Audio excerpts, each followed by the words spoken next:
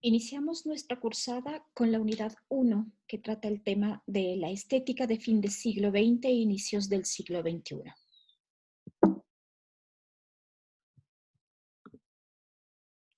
Tratamos en el punto 1.1 conceptos principales y periodización, modernidad, posmodernidad y transmodernidad, del texto La sonrisa de Saturno hacia una teoría transmoderna, publicado en 1989. Leemos nosotros el capítulo 6, las páginas de la 100 a la 155, es decir, el capítulo que se titula El porvenir de la teoría, la transmodernidad.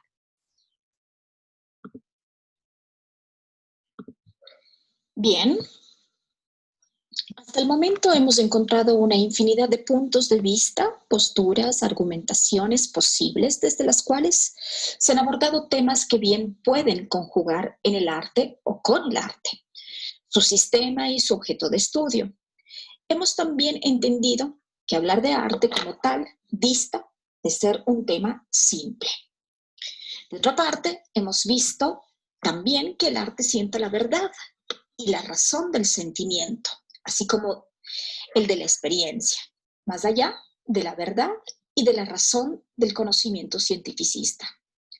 Esto se da porque lo que se hace es tratar con un conocimiento original y por lo tanto este no se podrá jamás explicar desde parámetros puramente extrínsecos, ajenos a su propia esencia, sino tendrá que hacérselo a través de herramientas intrínsecas y la mayor parte de las veces seremos o serán ustedes o seremos nosotros mismos los que debemos encontrar la forma de cómo hacerlo.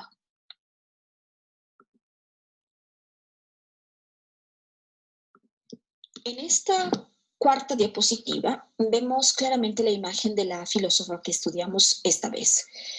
Filósofa y además de filósofa, escritora, catedrática, PhD por la Universidad de Valencia. Ella es Rosa María Rodríguez Magda, nacida en 1957, quien ha sido profesora invitada en varias universidades alrededor del mundo.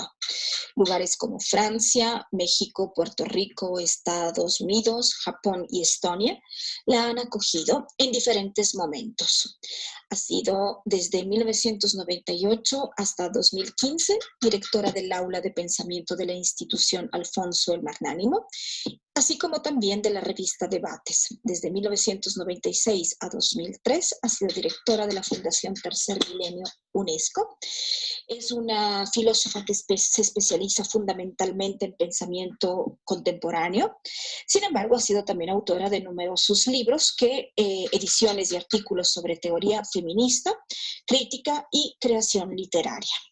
Ha evidentemente desarrollado una amplia labor en la gestión cultural y editorial, y entonces es de entender que, entre otros libros, este es uno de los tantos, La sonrisa de Saturno, publicado en 1989, es un texto con el que iniciamos esta cursada específicamente desde el capítulo 6. Sus textos han sido de grande interés alrededor del mundo y por lo tanto han sido traducidos al inglés, al francés, al italiano, al estonio y al checo.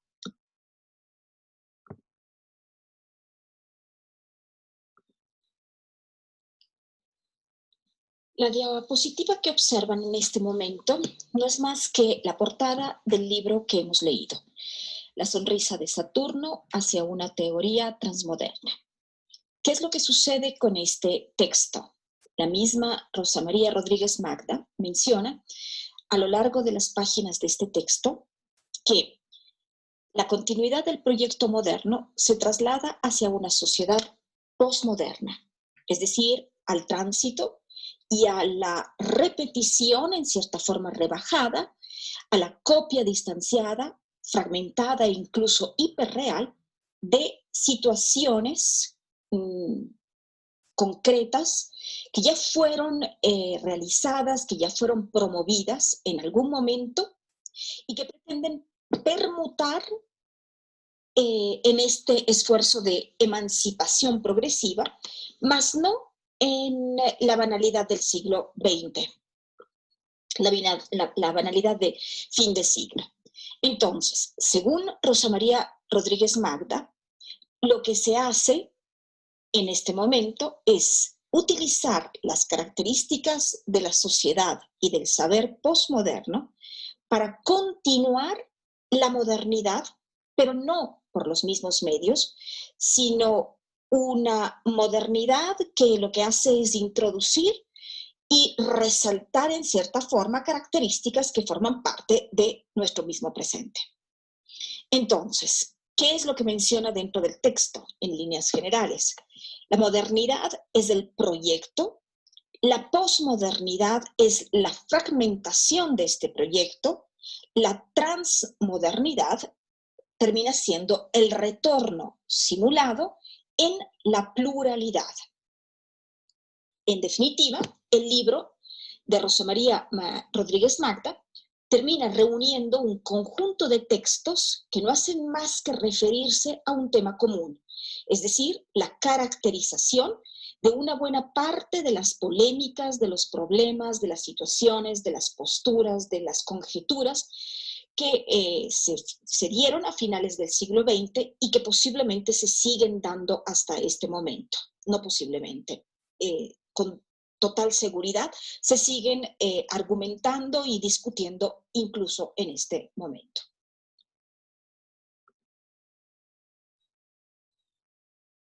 El libro, entonces, aúna conferencias dirigidas a todo tipo de público, un público que muchas veces no es entendido de la materia, pero obviamente sí mantiene cierto criterio de pensamiento, pudiendo aclarar sus ideas sobre las principales tendencias filosóficas de finales del siglo XX. Nosotros, insisto, nos centramos en algunas páginas del capítulo 6, las páginas que van de la 100 a la 155, para poder comprender una diferenciación que desmenuza Rodríguez Magda entre la tríada siguiente. El primero, la modernidad; el segundo, la posmodernidad; y finalmente, la transmodernidad. Revisamos ahora esta diapositiva, la número 7. Para iniciar la comprensión de lo leído, es importante ubicarnos en una línea del tiempo. Así que lo que hago es retomar una idea que ya habíamos iniciado o revisado el ciclo anterior. Se trata de una línea que marca periodos, aunque les quiero recordar que estos periodos no tienen por qué entenderse como un corte tajante donde inician y terminan de forma determinante las ideologías, el pensamiento filosófico, el pensamiento político, social o incluso religioso, sino se trata más bien de pasajes paulatinos que muchas veces tienden como a penetrarse, ¿sí? Que nos permiten transitar y recordar grandes acontecimientos y que quizá también pueden hacer que entendamos los diferentes momentos de la historia. Entonces, arrancamos con el punto número 1 hacia su izquierda y me refiero a la Edad Antigua. La Edad Antigua, que parte del siglo V antes de Cristo al siglo V después de Cristo, en el que estudiamos desde qué perspectiva entender el arte. Y lo hicimos a través de la teoría platónica, el arte como imitación.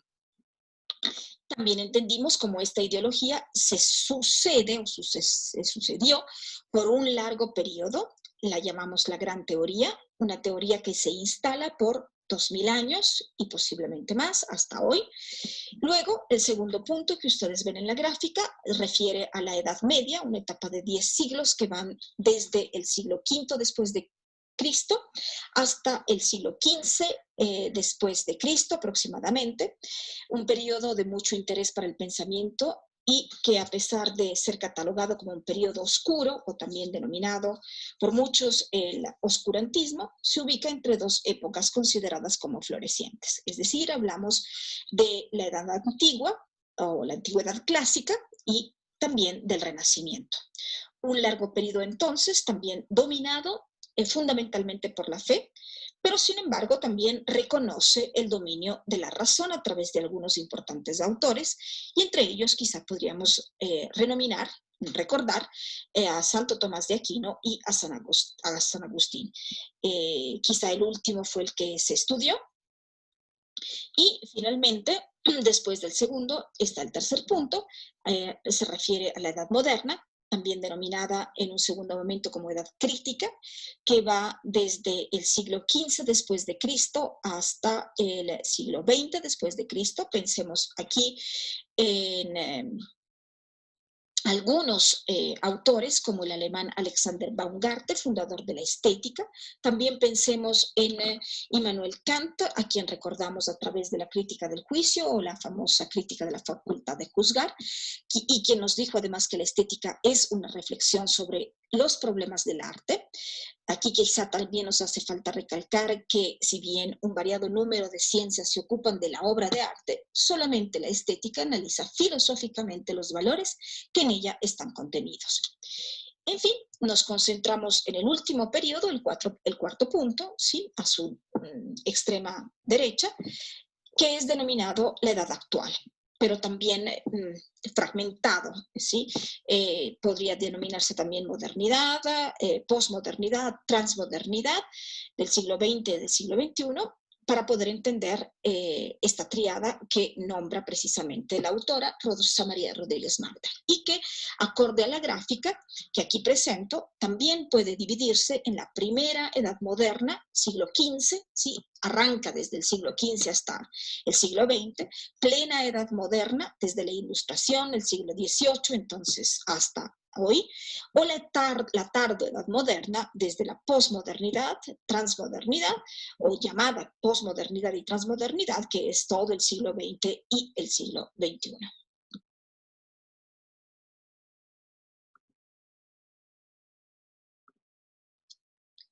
Muy bien.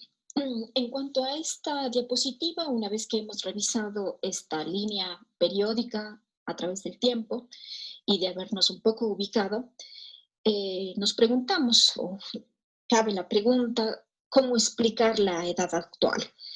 ¿Cómo explicar esa triada, modernidad, posmodernidad, transmodernidad, propuesta precisamente por Rosa María Rodríguez Magda? ¿A qué se hace referencia con estos términos? ¿Cómo definir cada uno de ellos? Centrémonos, para ubicarnos de primer momento, en la idea de cómo es que conoce el ser humano. Para ello está claro que debemos dar un paso atrás y pensar rápidamente en las posibles teorías del conocimiento. Entonces, necesitamos tres elementos básicos. ¿Quién conoce? El sujeto cognoscente. ¿Qué se conoce? El objeto de conocimiento. Y la relación entre sujeto y objeto, que sería la última parte. Solo a partir de aquí es posible dar inicio al conocimiento, no antes.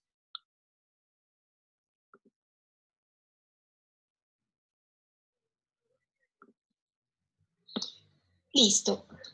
Entonces, una vez denunciados estos tres elementos, me refiero a los elementos que precisamente conforman la posibilidad de conocimiento, podemos mencionar que como nociones elementales de teoría del conocimiento contamos con varias corrientes de pensamiento filosófico, como bien se puede evidenciar en el cuadro que tenemos al frente en esta diapositiva. Entonces, existen varias corrientes de pensamiento filosófica. Me situaré o apuntaré a algunas porque me tomaría demasiado tiempo poderlas mencionar a todas, y la idea no es, digamos, ahondar sobre esto, sino más o menos hacer un mapeo para poderles ubicar. Entonces, así como contamos con esta línea del tiempo que les hemos venido mostrando en un cuadro anterior, y tenemos diferentes momentos, ¿sí? Dentro de la historia. La edad antigua, a su vez, tiene un momento o una corriente filosófica que de alguna manera la va a apoyar. Y entonces, como bien pueden ver en la gráfica, ¿sí? Junto con la edad antigua tenemos la filosofía antigua. En esta filosofía antigua podríamos instaurar, pero no solo, quizá estén faltando otras, pero creo que entre las más importantes podríamos instalar el idealismo, el materialismo, el irracionalismo. ¿Sí? No ahondaré sobre qué precisamente significa cada una de ellas. En cierta forma, en la cursada anterior del ciclo anterior, vimos, ¿sí? De manera creo que bastante profunda, aquí hacíamos referencia cuando hablábamos sobre el idealismo y el irracionalismo. Y entonces, para avanzar en esta línea de tiempo, seguimos con la siguiente parte, y me refiero precisamente a la Edad Medieval. A su vez, la Edad Medieval tiene en correspondencia una filosofía medieval, y quizá la más importante de todas estas corrientes de pensamiento filosófico de este periodo es lo que tiene que ver con la escolástica o el escolastismo al que también se le llama, que es una filosofía evidentemente ligada a la cristiandad, ¿sí? a, la, a la fe, a la religión, fundamentalmente católica. ¿Sí? Luego viene un tercer momento en donde se instaura la edad moderna y junto con ella también la filosofía moderna. En ella podemos obviamente encontrar corrientes de pensamiento filosóficas que son, como ejemplo, el racionalismo, el empirismo, el idealismo trascendental, en las que también ahondamos bastante el ciclo anterior, sobre todo a través de autores como Kant, y creo que es el que más tengo presente que discutimos. Entonces, y evidentemente todos racionalistas, fundados en un momento histórico, digamos, en un periodo histórico, en el cual precisamente surge esta idea de la cognición a través de la razón del ser humano. Y finalmente, el cuarto momento es la edad actual, que corresponde a su vez a una corriente de pensamiento filosófica que es la filosofía actual, o también llamada por algunos filosofía contemporánea, en donde podríamos instalar, pero vuelvo y repito, no serían las últimas ni las únicas corrientes filosóficas, el positivismo, el materialismo histórico, el existencialismo. De hecho, como ven en la gráfica, instalo también otra posibilidad, que es el relativismo, que creo que es importante mencionarlo precisamente porque es un momento en el que las verdades únicas, ¿sí? Se dejan un poco al lado y se piensa en una alternativa, en otra posibilidad. Y creo que por ahí va el discurso precisamente al que pretende llegar, o al que pretendemos llegar, estudiando a Rosa María Rodríguez Manta.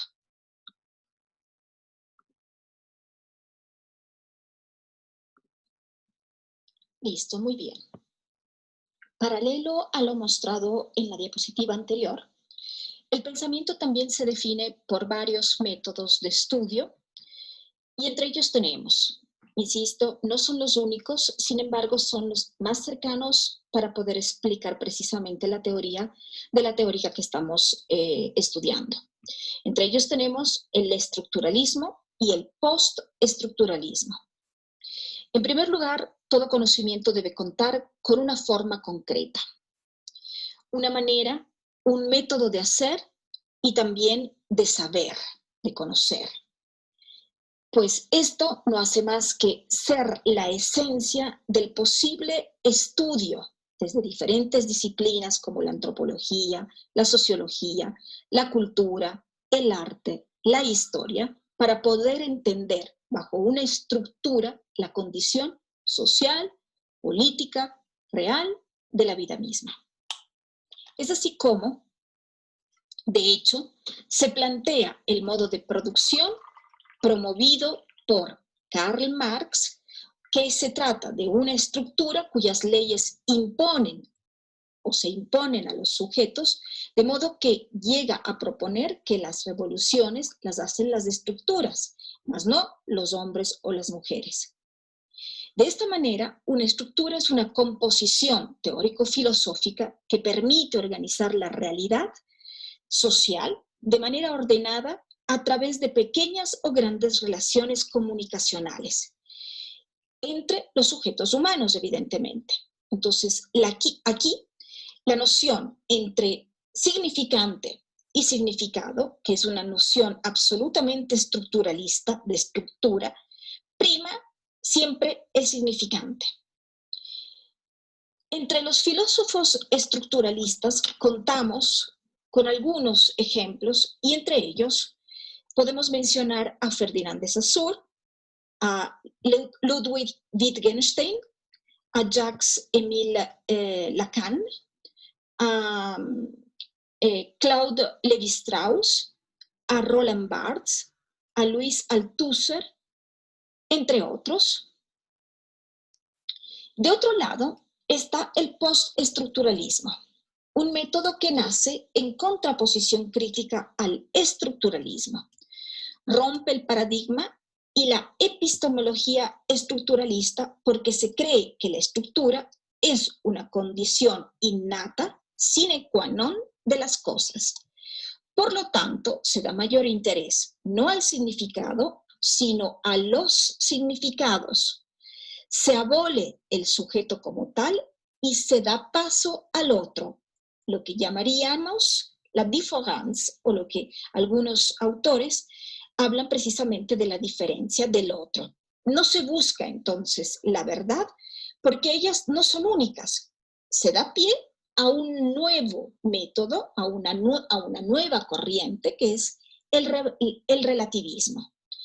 La idea es encontrar elementos teóricos para hablar o discutir los diferentes puntos de vista de lo que presenta o de lo que se puede presentar para el estudio y también para poderlo recibir, para su recepción. Entre los filósofos postestructuralistas contamos con algunos ejemplos, recordando que evidentemente todos ellos vienen de una estructura, vienen primero de una corriente filosófica estructuralista y después se vuelcan, nos vierten hacia esta otra. Y entre ellos tenemos a Edgar Morin, a Giorgio Agamben, a Jean Baudrillard, a Judith Butler, a Gilles Deleuze, Félix Guattari, Michel Foucault, Boaventura Sousa Santos y la misma Rosa María Rodríguez Magda.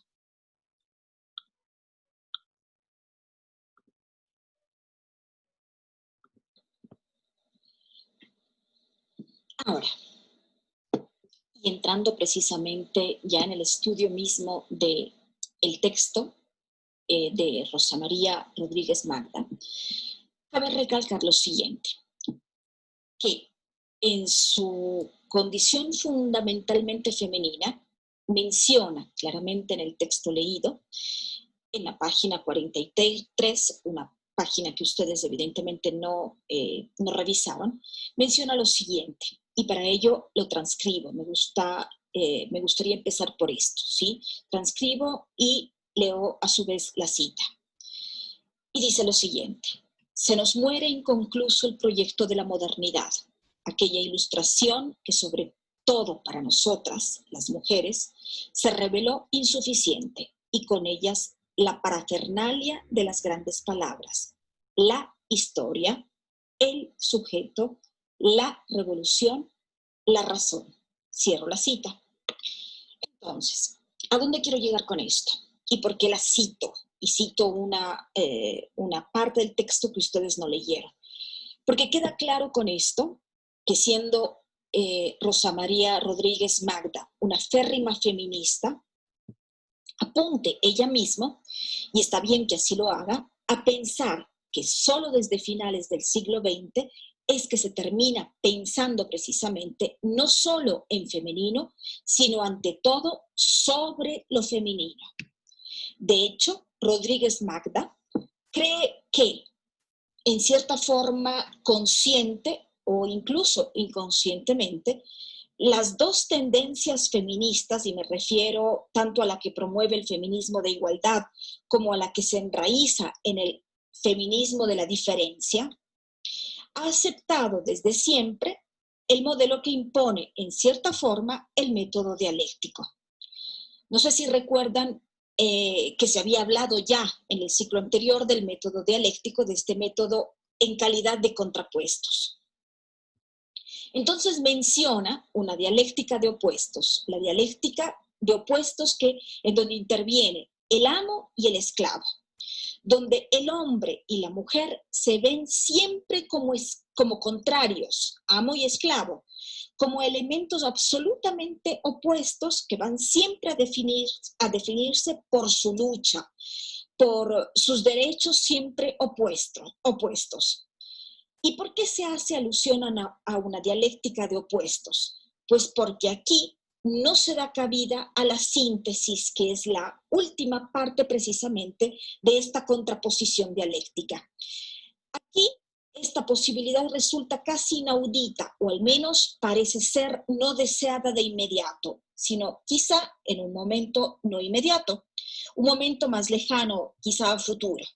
Entonces es increíble, para mi manera de ver, la presentación de Rodríguez Magda sobre esto, porque lo que hace es presentar a la mujer esclavo, sí, mujer esclavo, a la que solo se le permiten ataduras, una mujer que está presta a la reproducción, una mujer que está dedicada a su casa, a la familia, al hogar, que es incapaz de enfrentar la vida por sí misma y por ello siempre está sujeta al otro, siempre condicionada al otro, a ese otro de lo masculino. Una mujer siempre bajo el dominio del hombre amo, al que jamás le cuadra la posición opuesta, es decir, la posición o la postura que tenga la mujer, y que lo que pretende es poseer la vida de la otra. Siempre entonces se verá esto como un eterno conflicto, nunca estará en una comunión, siempre estará en contraposición. Y ante esta situación, Rodríguez Magda avisora dos posibles alternativas. Por un lado, el acceso del esclavo, la mujer, ¿sí?, a ciudadano, de la mujer a la igualdad, ¿sí? Y esa es la parte feminista que ella promueve en realidad. Y la otra, en cambio, la reivindicación genésica de la unidad tierra, mujer, vida, como un reducto de orgullo y diferencia.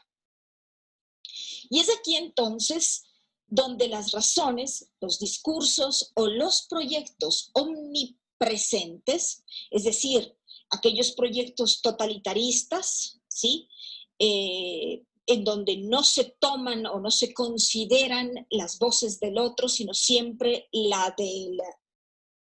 que encabeza siempre jerárquicamente la ideología como tal, se derrumba. Estos proyectos totalitarios se derrumban porque existe la différence, esa diferencia, ¿sí?, la posibilidad otra, la que habíamos hablado en anteriores diapositivas, porque se entiende que no hay verdades absolutas, ¿sí? ¿Recuerdan el cuadro donde se habla del relativismo? Entonces se entiende que no hay verdades absolutas, porque no existe una sola verdad.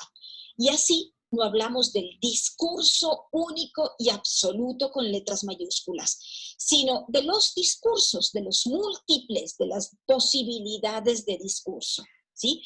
Se habla de crisis de la razón, de la crisis de las vanguardias, de la muerte de la crítica, de la muerte o el final del proyecto, de la modernidad. Entonces, es un sujeto, el sujeto de los 80, que siente por sí mismo, que transita entre estas ruinas, entre el deterioro del proyecto totalitarista, que percibe en medio de un territorio vacuo, ¿sí?, lóbrego, y sin ánimo de imaginar, justamente por el agotamiento comunicacional que ha producido este proyecto totalitario, incluso desde la condición más mediática, que es algo que nos está ocurriendo, si reflexionamos bien, incluso en este momento, ¿sí? Y se paraliza ante la proyección de una innovación.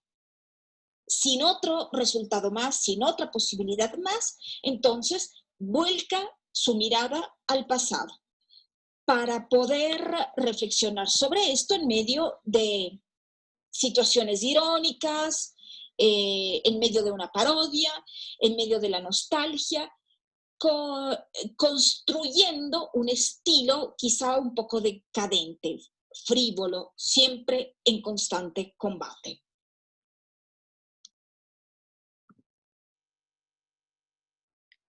Vemos entonces en esta diapositiva que nos centraremos en la clarificación de conceptos. El primero, clarificar el concepto de modernidad. En segunda instancia, el concepto de posmodernidad y todas sus variantes. Y finalmente, el de transmodernidad.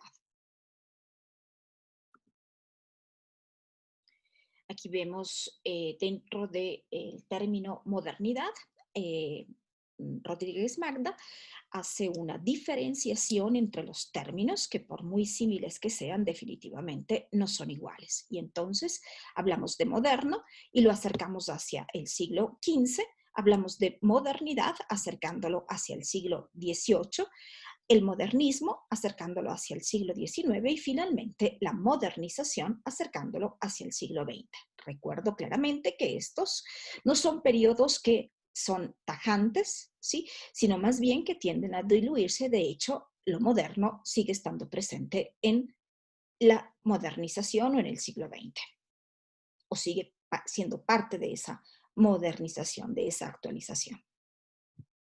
Y seguimos con la siguiente diapositiva.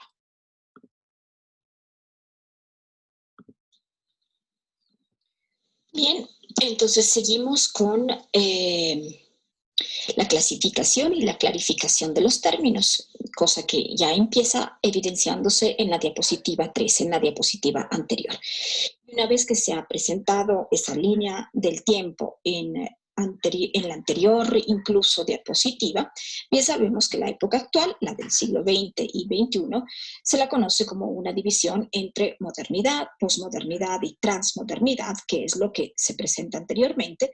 Sin embargo, ahora ustedes se preguntarán, ¿sí? Viendo estas dos últimas diapositivas, si hablamos del siglo XX y XXI, ¿por qué seguimos insistiendo en que en la gráfica siga apareciendo el siglo XV?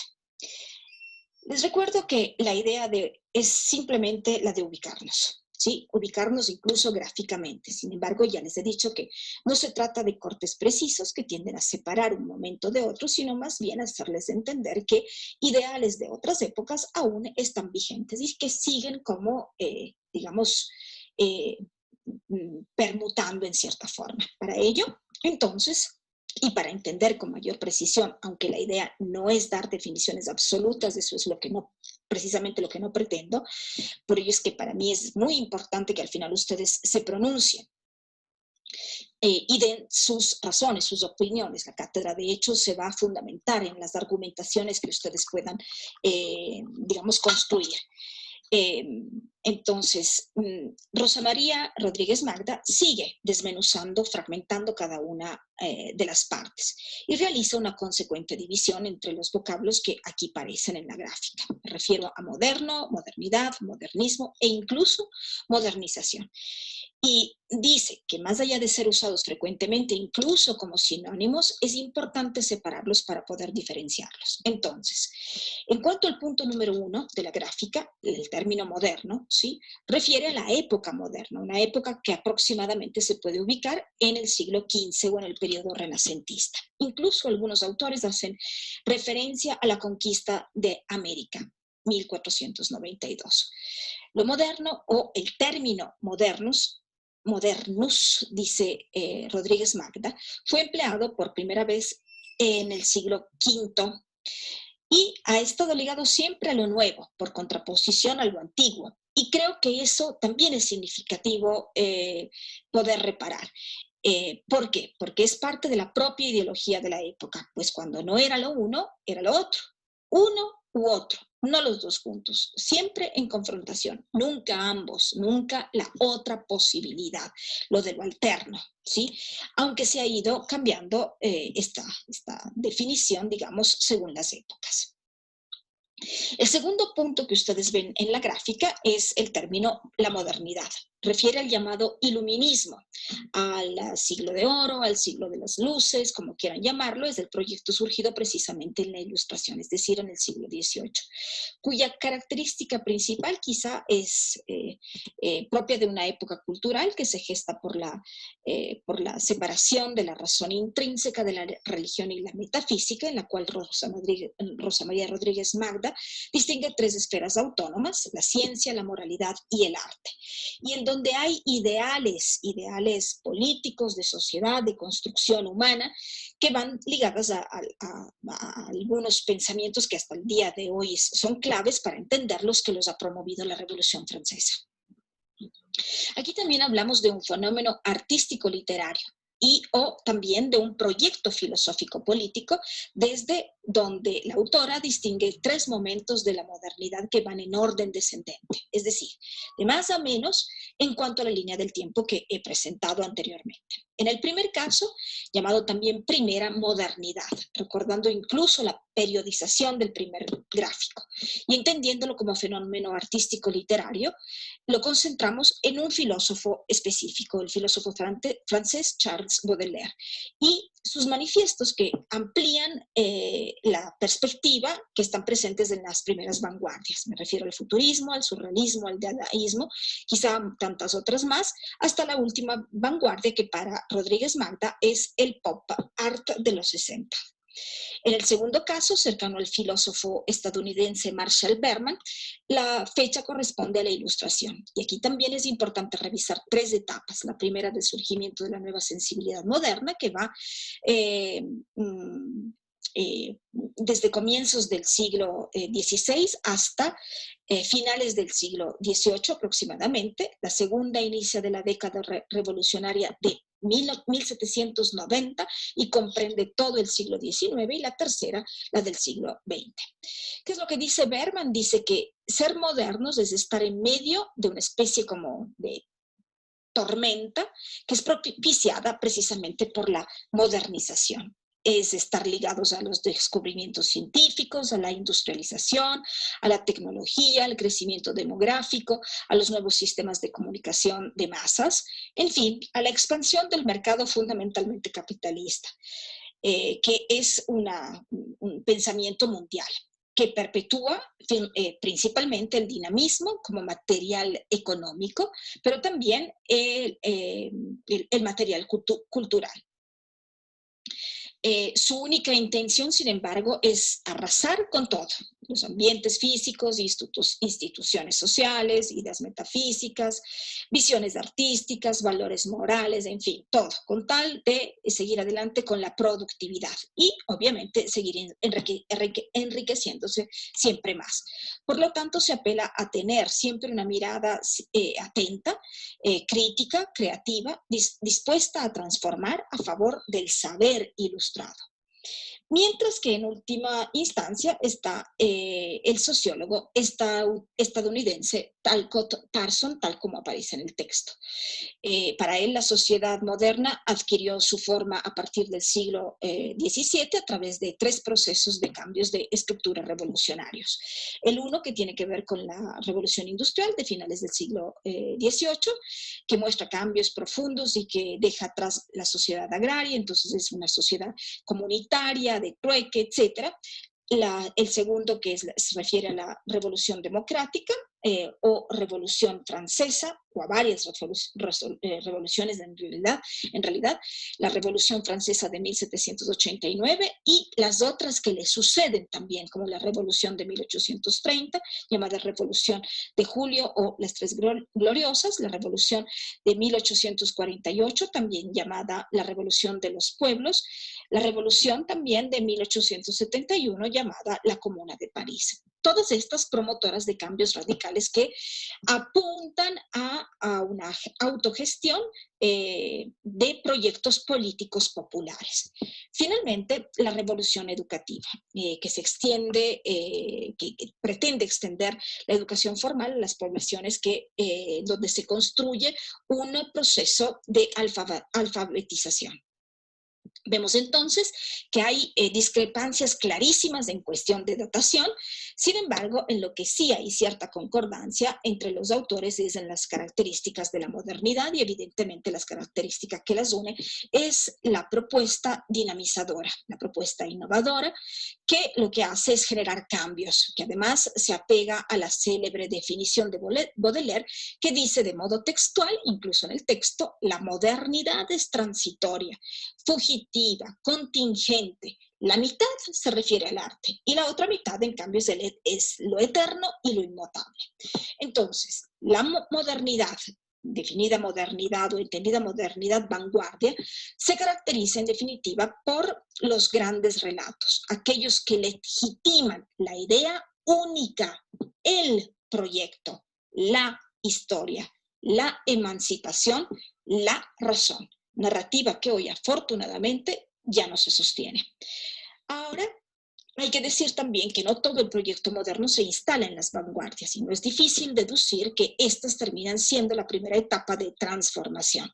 La primera etapa desestructuralizante, y por eso para mí era importante hablar sobre estas dos razones o métodos: estructuralista, postestructuralista, ¿sí? Entonces hablamos de una etapa deconstructiva de algunas verdades únicas. Así que, en cierta forma, el fin de las vanguardias coincide con el fin de la modernidad. Luego, seguimos adelante con el siguiente término y hago referencia al modernismo. Se trata de un término que usualmente se usa en los países de habla inglesa para referirse a los movimientos artísticos literarios de vanguardia.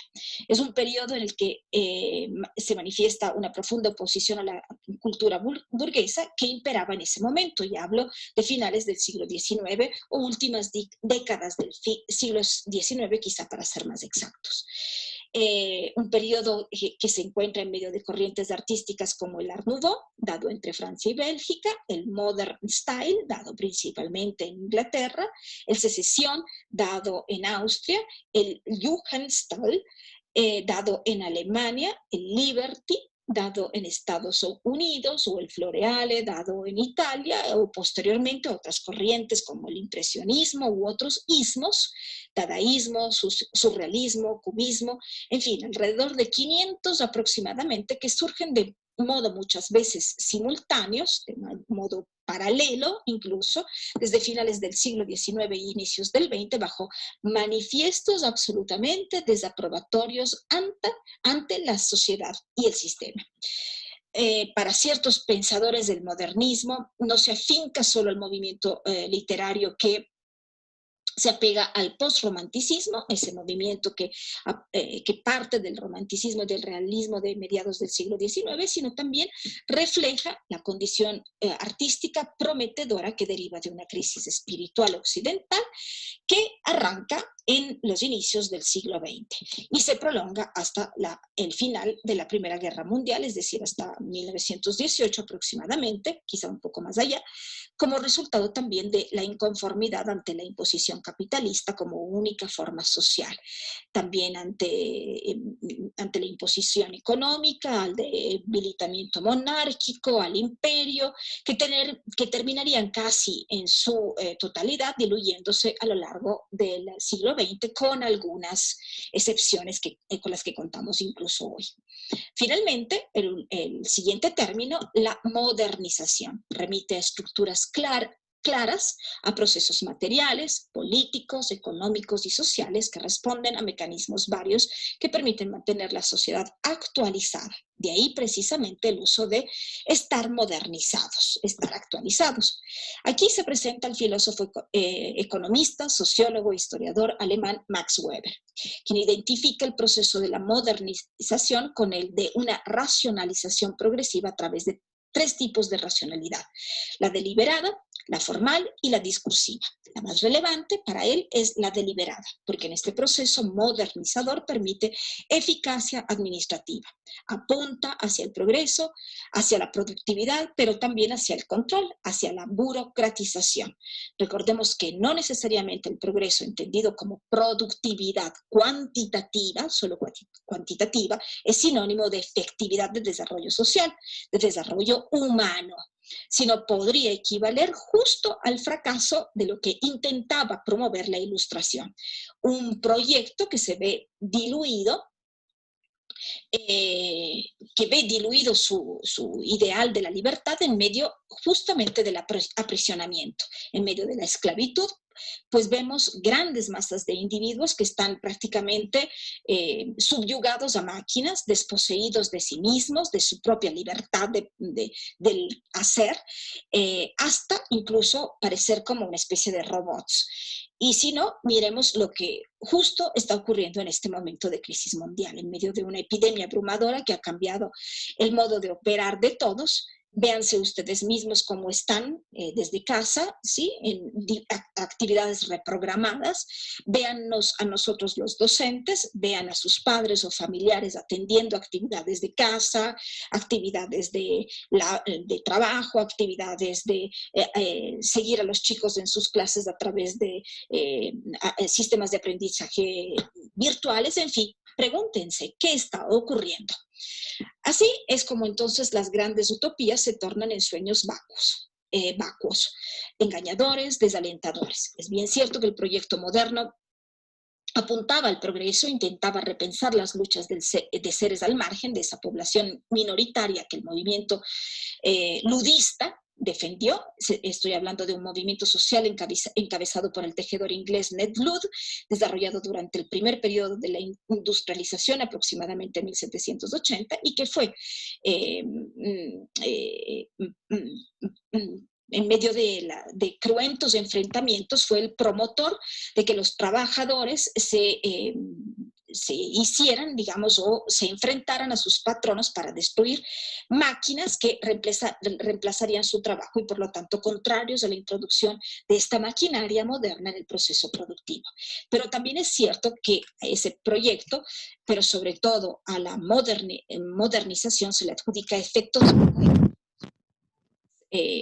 como el narcisismo, la falta de empatía, la competitividad, la anomia social. Dice Rosa María Rodríguez Magda en el texto, apoya la modernización, dejando atrás la noción premoderna, agrícola, ecológica, ¿sí?, de la comunidad, y también la modernidad cultural se ve absolutamente condenada.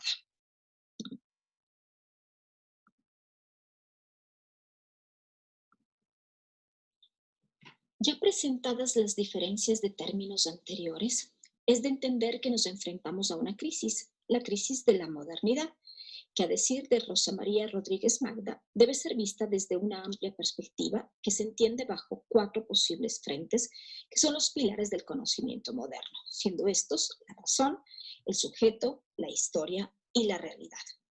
En cuanto a la razón, vemos en la gráfica 2 términos. Por un lado, el término positividad y por el otro, el término desconfianza.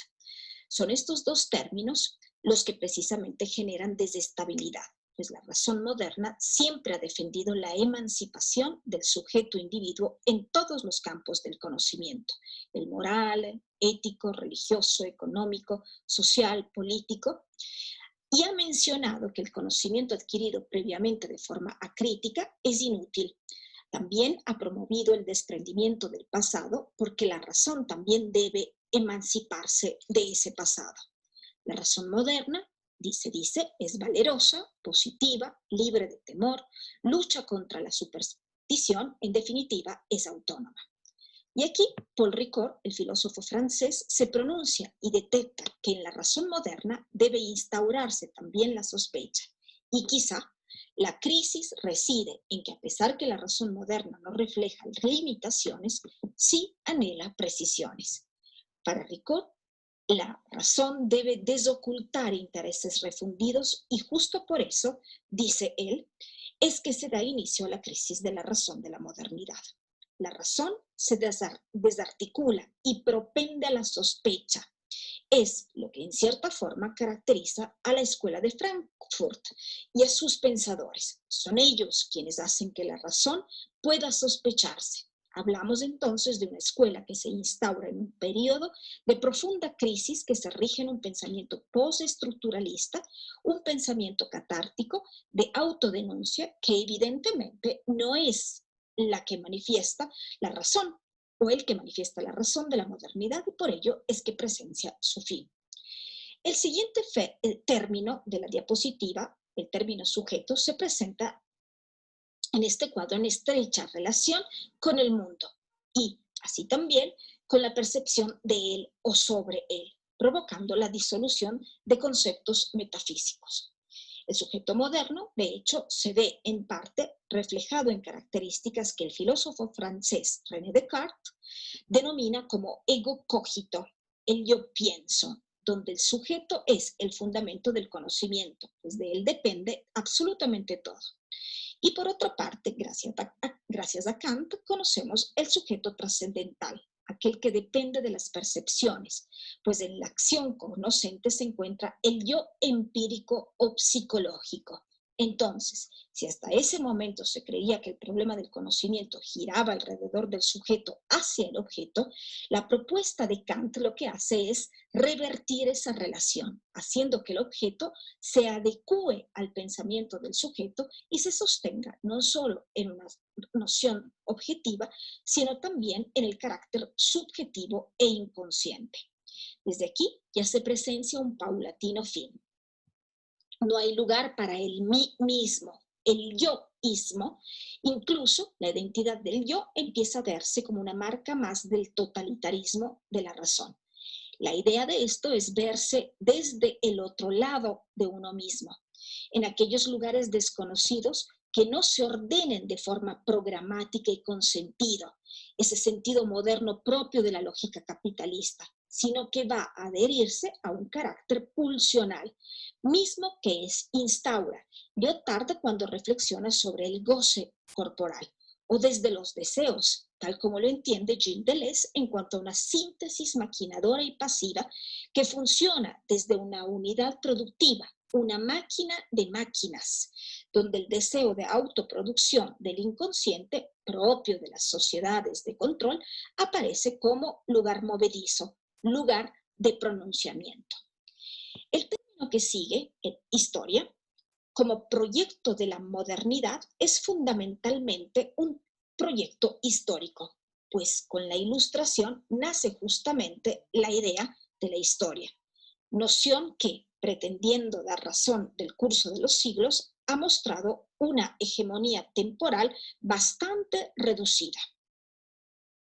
La idea del fin de la historia refleja una sensibilidad peculiar del presente en las sociedades, de las sociedades democráticas estables, donde los proyectos revolucionarios han perdido todo su atractivo y en las que la ausencia de catástrofe, previsible o deseable, aboca a cierta bienaventuranza de la rutina. Finalmente, el término que se presenta en esta diapositiva, el término realidad, refiere a cómo el imperio más mediático ha desestabilizado la realidad misma. Existe sobreinformación, sobreabundancia de imágenes, que es propiciado precisamente por la reproductibilidad técnica sin fin, completamente masiva.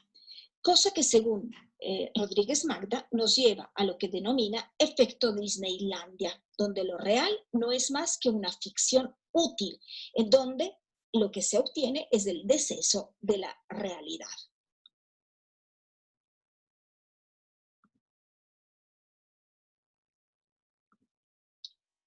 Ahora bien, la historia patriarcal asumió como propios los valores modernos y consideró como femeninos aquellos que representan características contrarias.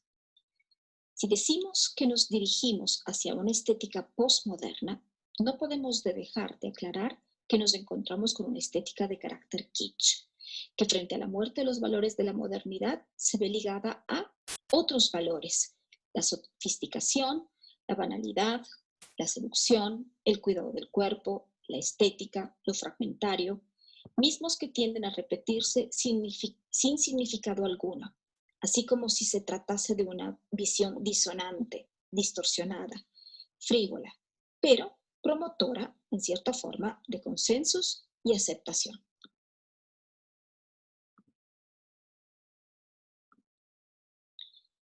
En esta diapositiva vemos una caracterización entre los términos posmodernismo, posmoderno, posmodernidad, en diferentes periodos, así como también en diferentes territorios, y cómo estos cuentan con idénticas similitudes. Quizá la única diferencia radica en que la crítica americana utiliza principalmente el término posmodernismo, mientras que en el continente europeo aparecen más las otras dos denominaciones, es decir, posmoderno y posmodernidad. Es un término entonces que surge con los fuertes movimientos culturales y artísticos de los años 60, con la contracultura, la nueva izquierda, los movimientos antibélicos y la revolución hippie, que a posteriori fueron asumidos por el mercado. Es un momento que, en medio de una filosofía post-estructuralista, da pie a la experimentación, propicia el interés hacia el populismo contracultural, volcando a las tradiciones, a las culturas marginales, a la diferencia étnica, a la diferencia sexual, haciendo que estos adquieran mayor protagonismo. La posmodernidad es el fin de un proyecto histórico, equivale a la posthistoria y a sus otros post. Es un movimiento de deconstrucción. El término se usa por vez primera en los años 60 en el campo de la crítica literaria en Estados Unidos por Leslie Fiedler y Ihad Hassan, quienes refieren a una unmaking, es decir, a una deconstrucción, a un descentramiento, a una desaparición, a una diseminación, a una desmitificación, a una discontinuidad, a una diferencia, en fin, a una dispersión, una obsesión epistemológica por la fragmentación, por las fracturas y su correspondiente compromiso ideológico con esas minorías, tanto en términos políticos, sexuales e incluso comunicacionales. Pensar entonces en el unmaking es rechazar tiranías totalitarias. De otra parte, Lyotard, en su libro La condición posmoderna, es quien se encarga de trasladar este término posmoderno a Europa, más específicamente hacia París, señalándolo como un periodo de deslegitimación, así como también del fin de la representación. Según Lyotard, se trata de un periodo donde los metarrelatos, las grandes narrativas, se derrumban para dar paso a un lenguaje más humano que atañe la comunicación cotidiana, basada en el consenso y en el que impera el estado residual formado por relaciones heteromorfas que permiten pensar en las multiplicidades. Finalmente, este término, el posmoderno, aparece en España a principios de los años 80, revelando diferentes sensibilidades que distan de la agonizante mirada por un estilo descuidado. Evidentemente, la posmodernidad se presenta como una hibridación de todos los estilos. Rodríguez Magda dice que se trata de un mundo que surge del modelo de los grandes almacenes, una construcción social validada en los paradigmas de la cibernética, de la telemática, una nueva sensibilidad estética. Y si nos detenemos un poco sobre el texto y lo pensamos desde el aquí y ahora, resulta ser absolutamente revelador, creo. La sensibilidad posmoderna no desecha nada, en ella todo sirve, todo vale. Su mundo se construye desde objetos de consumo, desecho, propios del capitalismo, pero su fundamento es crear un inusual impacto visual, un juego de maquillaje máscara, el mismo artificio escaparatista, tal como si se tratase de maniquís robotizados que pertenecen a un momento diacrónico. Existe entonces en la posmodernidad una ausencia de profundidad que determina su propia condena. Se habla de maniqueísmo y maniquismo, es decir, se pasa de un estado de conciencia religiosa o política, es decir, el maniqueísmo, a un gesto atrevido y fatuo, simulacro de un signo que se acaba, es decir, el maniquismo, fruto de un mundo indiferente, andrógino, desencantado, frío, banal, derrochador, ornamental, de maquillaje sobre máscara, un mundo en definitiva postizo.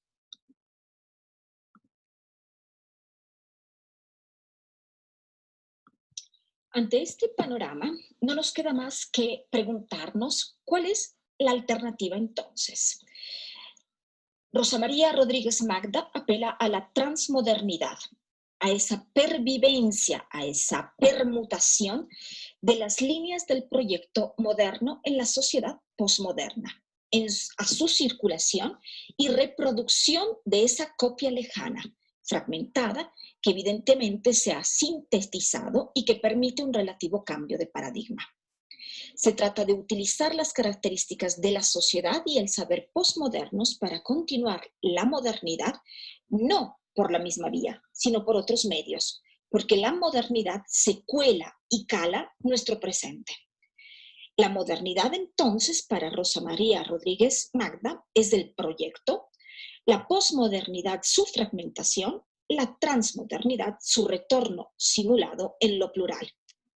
Finalmente, la transmodernidad asume un eclecticismo que comprende la irónica vanidad posmoderna que se adapta con total humildad en medio de un panorama incierto, porque se reconoce efímera, se reconoce transitoria, no es perenne, es semejante al sabor que se deglute con el paso del tiempo. Así como cuando ustedes se ven a la distancia, cuando eran niños y en este momento se sienten algo viejos, o poniéndose en los zapatos de sus padres, cuando ellos se ven en este momento a la distancia, siendo ellos adolescentes como lo son ustedes, o adultos como son en este momento ustedes, adultos jóvenes, y a su vez también cuando eran niños. De ahí entonces la metáfora del título de la obra leída, esa terrible sonrisa de Saturno que lleva siglos devorando a sus hijos, que lleva siglos devorándonos.